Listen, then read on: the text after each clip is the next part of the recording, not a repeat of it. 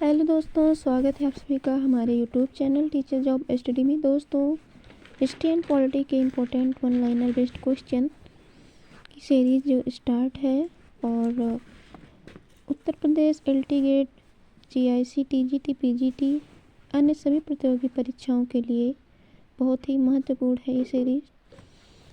आइए दोस्तों शुरू करते हैं। पहला क्वेश्चन है, चोल काल में उर सभा और महासभा में किसका स्वरूप लघु गणतंत्रात्मक था? तो करेक्ट है इसका उर। किस मंदिर को द्रविड़ चोल कला शैली का उत्कृष्ट उदाहरण माना जाता है? तो बृहदेश्वर मंदिर को द्रविड़ चोल कला शैली का उत्कृष्ट उदाहरण माना जाता है। चोल शासक किस धर्म के अनुयायी थे? तो ये शैव धर्म के अनुयायी थे। 712 में सिंध पर अरबों के आक्रमण के समय वहाँ का शासक कौन था? तो वहाँ का शासक था दाहिर।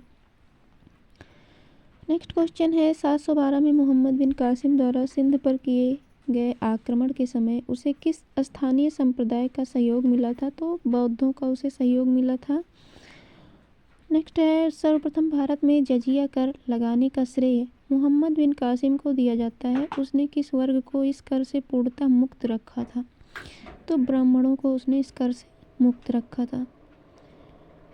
नेक्स्ट क्वेश्चन है, गुर्जर प्रतिहार वंश की 3 शाखाओं भृगुकच्छ नंदीपुर शाखा, माह्यपुर मेरतक शाखा तथा उज्जैनी शाखा में उज्जैनी शाखा के गुर्जर प्रतिहारों के वंश का संस्थापक कौन था?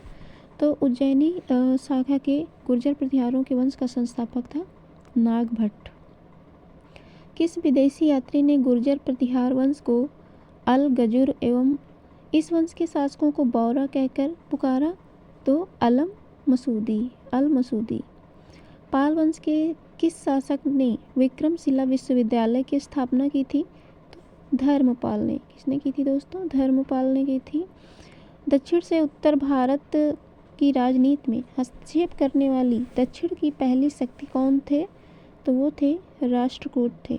गीत गोविंद ग्रंथ के लेखक जयदेव किस शासक के दरबारी कवि थे?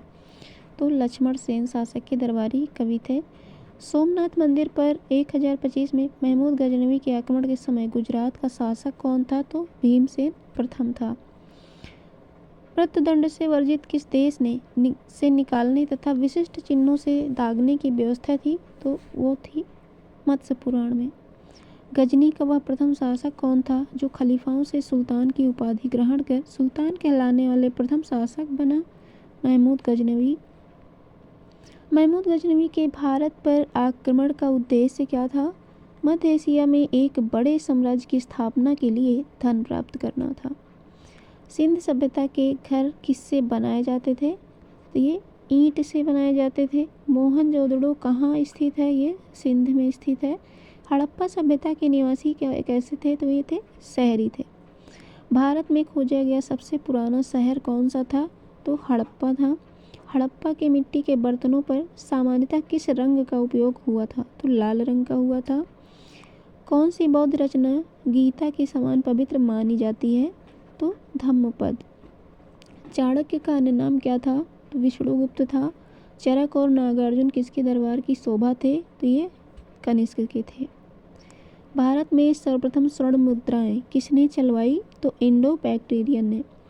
अमरकोश के लेखक अमर सिंह किस शासक के दरबार से जुड़े थे? ये चंद्रगुप्त द्वितीय के दरबार से जुड़े थे। कालिदास द्वारा रचित मालविकाग्निमित्र नाटक का नायक कौन था? तो अग्निमित्र था इसका। हर्ष चरित्र किसके द्वारा लिखी गई? तो ये बाणभट्ट के द्वारा लिखी गई थी। जगन्नाथ मंदिर पुरी किस राज्य में स्थित है? तो ये उड़ीसा में स्थित है। और वही बात करें अगर अटाला मस्जिद की, तो ये जौनपुर में स्थित है। विजयनगर साम्राज्य की स्थापना कब हुई थी? 1336 में हुई थी। वातापी अथवा बादामी के चालुक्य वंश का संस्थापक कौन था? तो ये जयसिंह था।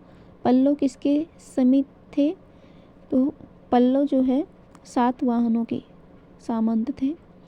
दक्षिण भारत में किस चोल शासक ने अपनी श्रेष्ठता को स्थापित किया? तो परांतक प्रथम ने किया था। दिल्ली सल्तनत की स्थापना कब हुई थी? तो ये 1206 में हुई थी। कुतुबुद्दीन ऐबक की मृत्यु किस तरह हुई थी? तो घोड़े से गिरकर हुई थी। महमूद गजनवी के दरबार में रहते हुए किस विद्वान ने प्रसिद्ध ग्रंथ शाहनामा की रचना की? तो शाहनामा की रचना की थी फिरदौसी, और ये किसके दरबार में रहता था? तो महमूद गजनवी के। मुगल वंश का 6वां शासक कौन था? तो औरंगजेब था। पृथ्वीराज चौहान के विरुद्ध लड़ने के लिए किस राजपूत शासक ने मोहम्मद गौरी को आमंत्रित किया था? तो जयचंद ने किया था। सुल्तान चुने जाने के समय इल्तुतमिश भारत में किस प्रांत का गवर्नर था? तो ये बदायूं का था। दिल्ली सल्तनत का पहला शासक कौन था जिसने दिल्ली को अपनी राजधानी बनाया? तो इल्तुतमिश। और रजिया सुल्तान का विरोध कर रहे तुर्की अमीरों के दल का नेता कौन था? तो बिजामुल मुल्क जुनैदी था। 20 जुलाई 1296 को अलाउद्दीन खिलजी ने अपने चाचा जलालुद्दीन खिलजी का वध कहाँ पर किया था? तो कड़ा में किया था। किस शासक ने स्वयं को खलीफा घोषित किया? तो मुबारक खिलजी ने। मकबरा निर्माण शैली का जन्मदाता किसे माना जाता है? इल्तुतमिश को माना जाता है।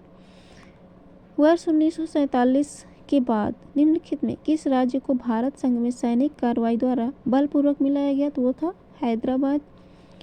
महात्मा गांधी ने सत्याग्रह सबसे पहले कहाँ प्रयुक्त किया था? चंपारण में। कांग्रेस ने भारत छोड़ो आंदोलन का प्रस्ताव किस वर्ष पारित किया? 1942 में। महात्मा गांधी को सर्वप्रथम राष्ट्रपिता किसने कहा था? सुभाष चंद्र बोस ने कहा था। भारतीय राष्ट्रीय कांग्रेस के सबसे अधिक समय तक अध्यक्ष कौन रहे थे? तो अबुल कलाम आज़ाद थे। भारत एवं पाकिस्तान का विभाजन किस योजना के तहत हुआ था? माउंटबेटन योजना के तहत हुआ था। निम्न में से किसे कायदे आजम कहा जाता है? तो कायदे आजम किसे कहा जाता है? मोहम्मद अली जिन्ना को। महात्मा गांधी के राजनैतिक गुरु कौन थे? गोपाल कृष्ण गोखले थे। सारे जहां से अच्छा हिंदुस्तान हमारा के रचनाकार कौन है? मोहम्मद इकबाल। कौन सी पुस्तक जवाहरलाल नेहरू द्वारा लिखी गई? Discovery of India. Gandhi ji भारतीय राष्ट्रीय कांग्रेस के अध्यक्ष कितनी बार बने थे? तो ये एक बार बने थे। किसने कहा था कि मेरे शरीर पर पड़ी एक चोट ब्रिटिश साम्राज्य के कफन की कील बनेगी? लाला लाजपत राय ने कहा था ऐसा। व्यक्तिगत सत्याग्रह में विनोबा भावे को प्रथम सत्याग्रही चुना गया था। दूसरा सत्याग्रही कौन था? तो दूसरा सत्याग्रही थे पंडित जवाहरलाल नेहरू। चौरी चौरा नाम का प्रसिद्ध स्थल कहाँ है? तो ये गोरखपुर में है। भारत के स्वतंत्रता आंदोलन के दौरान महात्मा गांधी द्वारा स्थापित साबरमती आश्रम किस नगर के बाहर स्थित है? तो ये अहमदाबाद। तो ये हिस्ट्री के इंपॉर्टेंट क्वेश्चन थे। अब हम पॉलिटी से इंपॉर्टेंट क्वेश्चन कराने वाले हैं। पौंडीचेरी के प्रशासक तथा अंडमान निकोबार द्वीप समूह के प्रशासक को क्या कहते हैं? तो उपराज्यपाल कहते हैं। बिहार में लोकसभा तथा राज्यसभा के लिए कितनी सीट निर्धारित की गई है? तो बिहार में लोकसभा की 40 सीट है, राज्यसभा की 16 सीट निर्धारित की गई हैं। भारतीय संघ की कार्यपालिका का प्रधान राष्ट्रपति है और उसमें संघ की कार्यपालिका शक्ति निहित है। राष्ट्रपति इस शक्ति का प्रयोग किसकी सहायता से करता है? केंद्रीय मंत्रिमंडल की सहायता से करता है। कानून निर्माण हेतु प्रस्तावित विधेयक कितने वायन होते हैं? तो 3 होते हैं। नेक्स्ट क्वेश्चन है, राष्ट्रपति कितने समयांतराल के पश्चात वित्त आयोग का गठन करता है? तो 5 वर्ष, प्रत्येक 5 वर्ष के पश्चात वित्त आयोग का गठन करता है। नेक्स्ट है, संविधान सभा के प्रारूप समिति के अध्यक्ष डॉक्टर BR अम्बेडकर थे। इस समिति के सदस्यों की संख्या कितनी थी? तो इस समिति के सदस्यों की संख्या थी 7। संविधान के इस भाग में मौलिक अधिकार के प्रावधानों को शामिल किया गया है? तो भाग 3 में शामिल किया गया है। संविधान में प्रेस की स्वतंत्रता का अलग से उल्लेख नहीं है। यह स्वतंत्रता किस अनुच्छेद में अंतर्निहित है? तो अनुच्छेद 19(1) का में निहित है। राज्यसभा तथा लोकसभा के संयुक्त अधिवेशन की अध्यक्षता कौन करता है? लोकसभा अध्यक्ष। संयुक्त संसदीय समिति के अध्यक्ष का मनोनयन किसके द्वारा किया जाता है? तो लोकसभा अध्यक्ष द्वारा। धन विधेयक के संबंध में राज्यसभा को किस प्रकार का अधिकार है? तो धन विधेयक के संबंध में राज्यसभा का केवल सिफारिशी अधिकार है। लोकसभा के निर्वाचन क्षेत्रों का परिसीमन कौन करता है? तो परिसीमन आयोग करता है। भारत में उच्च न्यायालयों की संख्या कितनी है? तो 24 है। भारत में वर्तमान में कुल कितने राज्य हैं? तो वर्तमान में कुल 28 राज्य हैं। तो प्रीवियस डाटा है, पहले कितने थे? 29 थे। अब प्रेजेंट में कितने हैं? 28 हैं। और जम्मू कश्मीर आपका यूनियन टेरिटरी केंद्र शासित प्रदेश में शामिल हो गया है। नेक्स्ट क्वेश्चन है, यदि कोई व्यक्ति अपनी इच्छा से विदेशी राज्य की नागरिकता अर्जित कर लेता है तो उसकी भारतीय नागरिकता का क्या होता है? स्वतः समाप्त हो जाता है। भारत में संविधान का गठन किस योजना के प्रस्तावों के अनुसार किया गया? तो कैबिनेट मिशन के तहत। अनुसूचित और जनजाति क्षेत्रों के प्रशासन के संबंध में प्रावधान संविधान की किस अनुसूची में किया गया है? तो 5वीं तथा 6ठी अनुसूची में किया गया है। संविधान का प्रारूप संविधान सभा ने कब स्वीकृत किया? 26 नवंबर 1949 को।